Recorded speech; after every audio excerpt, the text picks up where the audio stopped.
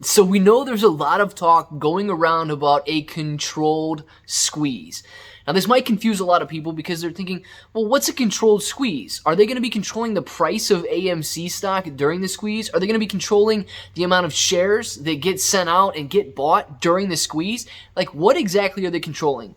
Now, I've seen a lot of people put it in a lot of good ways, but protective squeeze or controlled crash might be better terms to summarize what's going on here, but it still leaves a lot of open interest and a lot of questions, right? So let's briefly discuss in this video what exactly they mean by this new rule change and what it could mean for a controlled crash, right? Because I'll tell you one thing that has never in the history of the world been controlled: humans. Okay, and that is exactly what it comes down to when it comes to how high AMC stock is going to go. It comes down to humans. How long can we hold the stock? So guys, of course, if this sounds like something you're interested in, let's get started.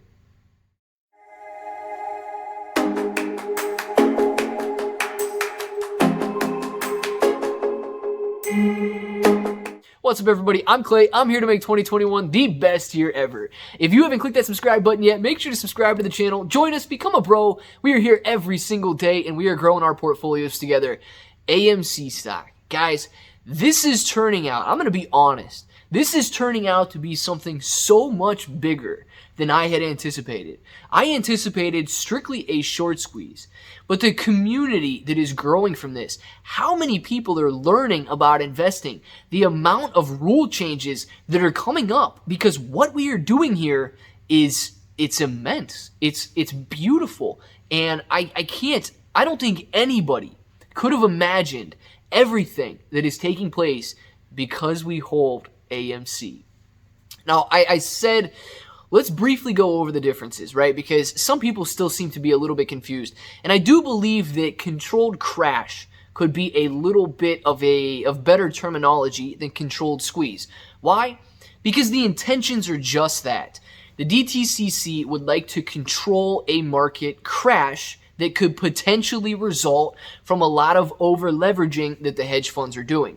So I'm going to assume that you have a decent understanding of what leverage is, but basically it's credit, okay? If I have $100 in my portfolio, I can go out and trade $1,000 worth of stock, and it's the same deal for hedge funds, right? If they've got $1 billion in their portfolio, they can go out and trade tens of billions of dollars, worth of the stock, because they have lenders loaning them extra money.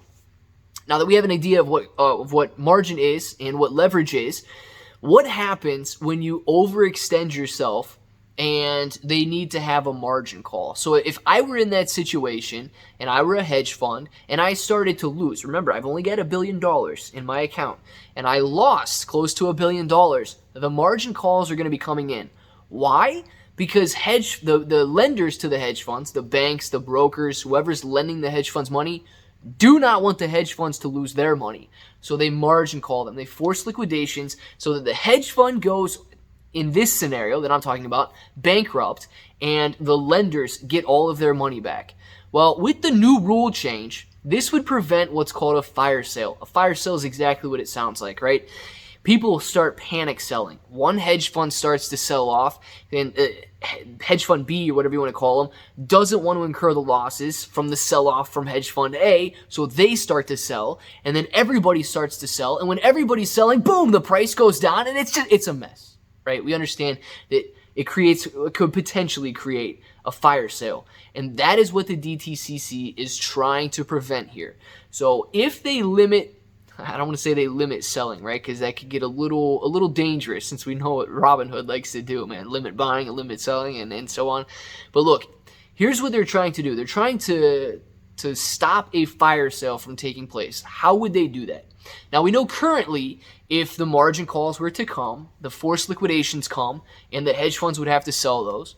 Now, with the DTCC holding these profitable positions, they would essentially say that, okay, you are down, you're getting close to your margin requirements here, and we've got X amount of shares of your profitable positions in an account, and we're going to loan you the money on that profit. We're not going to liquidate those positions for you.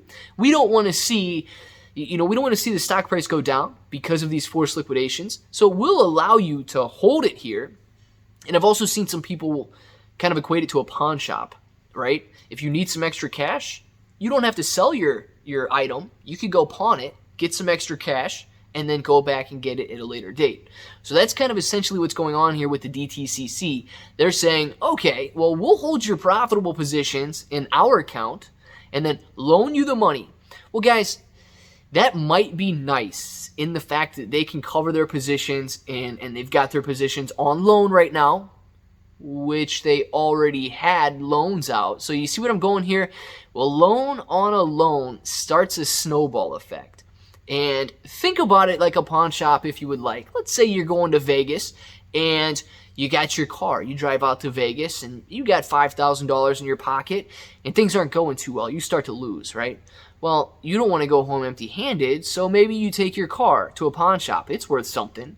You take your car to a pawn shop and they give you another $5,000. Well, what happens if you lose that $5,000? Now you have nothing. So you see what I'm saying? A loan on a loan isn't necessarily a good idea. It could prevent the inevitable. And let's talk about that because that is what I want you to focus on right here. And hopefully you guys are still sticking around because here's the inevitable. I'm not going anywhere. I don't think you're going anywhere. I don't think the apes, the true people in this movement that want to see a short squeeze are going anywhere. Now, I do think we have a lot of people who will be shaken off along the way, or shook off, or, whatever, however you're going to say that. I do think that there's going to be a lot of people who fall off. But if we can get everybody to stay on board, if you and I do not sell the stock, regardless, that is exactly what happens. Think about that pawn shop example. Well, okay, the car's gone now, so now he's got a nice watch, so he pawns the watch and gets a couple $100. Well, now he had to pawn his shoes, and now he's got $50 left. And you see what I'm saying?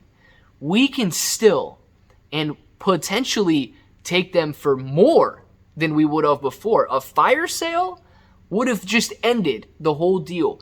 But if they continue to loan these hedge funds more and more and more money, guess who's going to take more and more and more money from these hedge funds? I am. I hope that you are. And although I see what they're trying to do here, I still don't think that they realize what we're capable of and that our mentality is not something that they have seen before, and that they're just going to be, I think it's a bad idea. Okay, I think it's a bad idea to loan these hedge funds the money, because it just means we're going to continue taking more and more and more money from them. And once, $1,000 seemed like a lot for a share of AMC. Well, now that they're getting loans, maybe $5,000. Well, now that they're getting loans on those loans, maybe $10,000. And there is the only end to the price for AMC is what you and I are willing to hold out for. And if they slow things down, if they don't allow people to get that sense of urgency and panic and say, well, it shot up to $500, I need to sell now, this is crazy. If it slowly trickles up because they're slowly covering the margin that they have, that's one of the best case scenarios for me, because nobody's going to be panicking. The price isn't going to be super volatile, and we're only going to watch this thing go up when the hedge funds are required to cover their shares. So, although intentions are good, I do think that it's a bad move on their part. We'll see how it plays out. I don't know how it's going to play out. Nobody knows how it's going to play out, but I'm excited. And I started the video by saying that humans have never been controlled. And I think that they're trying to control this squeeze the best way that they can. But you can't tell me when to sell. You can't tell me when enough is enough. And I believe that is the overwhelming feeling amongst everybody that's in AMC. No matter what the reason you bought your share of AMC is, I believe that there's that that overwhelming connectedness between all of us that we can't be controlled. And that is dangerous. That is absolutely dangerous for everybody, man. For financial regulations, for the financial market itself, clearly for the hedge funds that are shorting AMC, but the thought that they can control us, in my opinion, will be their downfall. So, guys, I want to know what you think right now. Let us know down in the comments below if they can control you, because my answer is absolutely not. I'm going to watch AMC squeeze. That is why I'm here. You know, whatever results from it, hey man, increased regulations, cleaner markets, fairer markets, whatever. Those are secondary goals and secondary results for me. I'm strictly here for one reason. I've got super focus on it, and everything else to me is just icing on the cake, man. The cake is the short squeeze, and dude, you know I'm in by now, so hopefully you are as well. Let us know down in the comments below, guys, what you think is going to happen with this, and I just want to know, can they control you, or are you here for the long haul? You are here for the short squeeze. Sorry, if that subscribe button is still red, make sure to subscribe to the channel. Join us, become a bro. We are here every single day. And yes, we are growing our portfolios together. $5 is all you have to deposit on Webull. Use the code in the description below. You're going to get a couple free stocks. And if you do it any other month out of the year, you get to deposit $100. So you're getting a discount right now if you deposit $5. And ClayBro 883 on Twitter. Make sure to follow me there. Pretty sure that's it, guys. So until the next time, I hope that each and every one of you have an awesome day.